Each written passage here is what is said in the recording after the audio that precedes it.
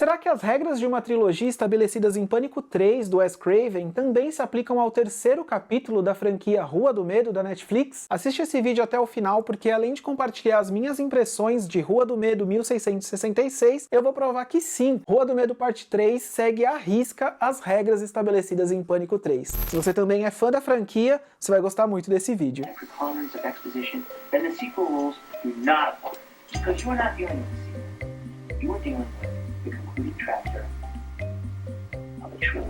Eu sou o Felipe Pérez e seja bem-vindo ao meu canal Filmes Encontrados. Já vale avisar aqui que esse vídeo tá cheio de spoilers, tanto sobre Rua do Medo, como também sobre Pânico 3.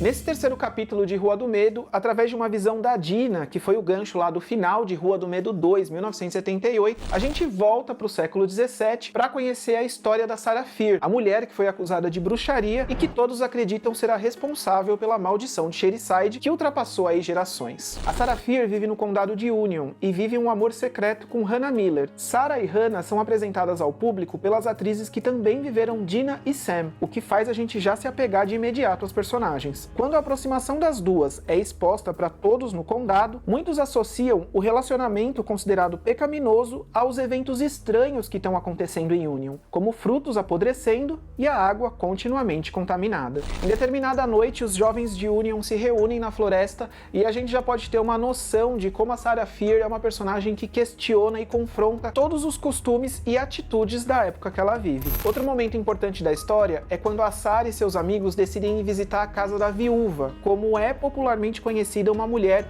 que mora num local afastado ali do condado. E é lá que ela encontra e tem o primeiro contato com aquele livro que a gente já viu nos filmes anteriores, onde estão ali as instruções de como fazer o pacto com o diabo. E aqui nesse terceiro capítulo, a diretora Lia Nick trabalha muito mais a ambientação e todo aquele terror em volta do pânico satânico do condado de Union. Então o slasher dá espaço aqui ao folk horror, com toda aquela questão de acusar as mulheres de bruxaria, o extremismo religioso, onde as pessoas são meio ignorantes sobre diversos assuntos, tem muito preconceito, o medo de forças místicas, enfim, é essa temática que é trabalhada aqui em boa parte desse terceiro capítulo. E aí é impossível não lembrar de longas como A Bruxa, de 2015, na construção de Rua do Medo 3. É possível lembrar claramente de alguns momentos do Estigma de Satanás, de 71, que já fica aqui como recomendação se você nunca viu. É um filme que trabalha muito a questão do pânico satânico em uma pequena comunidade que acredita estar ameaçada por bruxaria e satanismo. Aqui no Brasil ele está disponível em uma daquelas coleções da Versátil,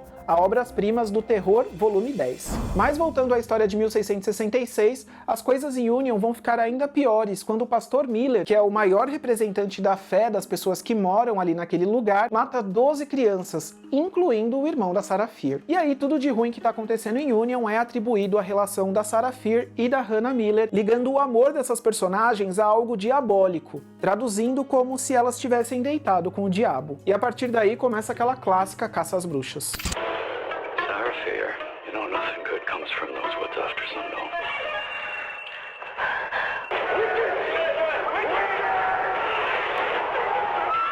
E dentro do folk horror, a roteirista e diretora Lia Nick conseguiu entregar aí uma história com boas surpresas e que subverte muito do que já foi feito nesse subgênero, o que é uma característica marcante nas três partes de Rua do Medo. Mas mesmo que aqui o foco seja o folk horror, esse longa também tem a sua parte slasher, lembrando que Pânico foi uma das maiores referências para a diretora nessa adaptação da série de livros Fear Street, do autor R.L. Stine. A Lia Nick teve muita influência de Pânico na sua adolescência, eram os filmes que ela consumia naquela época, e é aqui que eu retomo aquelas regras de Pânico 3 que eu mencionei no começo do vídeo para provar a minha tese maluca de que sim, Rua do Medo Parte 3, 1666, respeita e homenageia as regras que o Randy compartilha com a Sidney lá em Pânico 3 de 2000.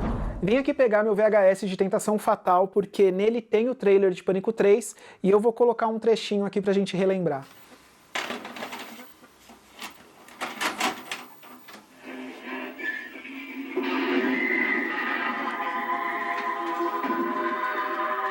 trilogy, so all I know about movie trilogies is that in the third one, enquanto no trailer de Pânico 3 era dito que o público precisava esquecer as regras de sequências, era só quando você assistia o filme que você entendia que se o terceiro capítulo de uma franquia era o capítulo final, ou seja, uma trilogia, esse filme teria regras específicas. O personagem Randy, que era apaixonado por filmes de terror e que surgia ali no meio do filme de forma póstuma para alertar a protagonista Sidney, dizia que existiam regras básicas que as pessoas tinham que se atentar para desvendar o mistério ou se preparar para o que estava por vir. Regra 1. O vilão responsável por todo o mal é praticamente um super-humano que vai ser muito difícil de eliminar. Regra 2. Qualquer personagem, incluindo os principais, correm perigo e podem morrer. E por último, a regra que eu considero a mais importante, esqueça tudo que você achava que sabia sobre o passado, porque ele não acabou. As trilogias voltam ao começo da história e se descobre que um fato inicial era falso. Bora então colocar essas regras dentro de Rua do Medo parte 3. Nesse terceiro filme a gente descobre que o verdadeiro vilão por trás de Rua do Medo era o Solomon, que aqui no terceiro filme é apresentado como um amigo e mentor da Sarah Fier, e foi ele que traiu essa amizade e fez com que todos acreditassem que ela, na verdade, era responsável por todos aqueles eventos estranhos e assassinatos cruéis. Solomon fez o pacto com o diabo em troca de poder e prosperidade, um vilão difícil de ser combatido, já que essa maldição ultrapassou gerações. E revendo Pânico 3, tem um momento bem curioso que o assassino do filme, antes mesmo da revelação, chega a ser acusado de ter enganado e assassinado uma personagem chamada como Sarah. I did not call Sarah Carla. O fato também de ninguém estar 100% seguro, sendo que os personagens principais também correm perigo aqui, tá ligado totalmente ao fato da diretora Lianick trazer ali os atores que fizeram os personagens dos longas anteriores para interpretar os personagens de 1666. A Dina vivendo a Sarah Fier, a Sam vivendo a Hannah Miller. A gente tem aqui uma morte que é super chocante, que eu pelo menos não esperava, onde a gente vê o irmão da Sarah Fier tendo lá uma morte cruel na igreja com o pastor Miller, e a própria Dina vivendo ali na pele, através de uma visão, a morte injusta que a Sarah Fier teve. E em Pânico 3 a gente tem uma dinâmica parecida, já que os três personagens principais, a Sidney, a Gale e o Dewey, são assassinados através de suas representações, os atores que interpretam eles em Apunhalada 3. I get killed in Step 3?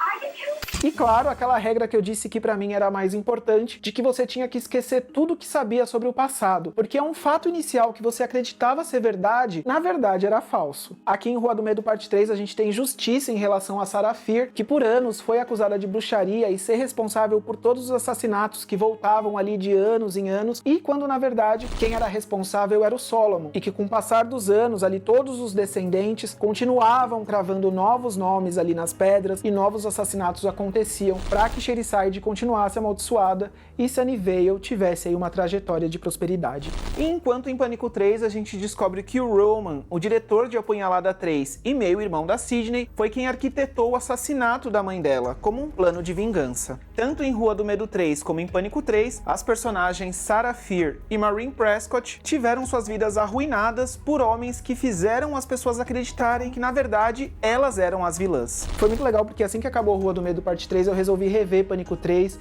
e foi demais ver que as regras ali do filme que o Randy fala pra Sidney se encaixavam perfeitamente aqui nesse filme também.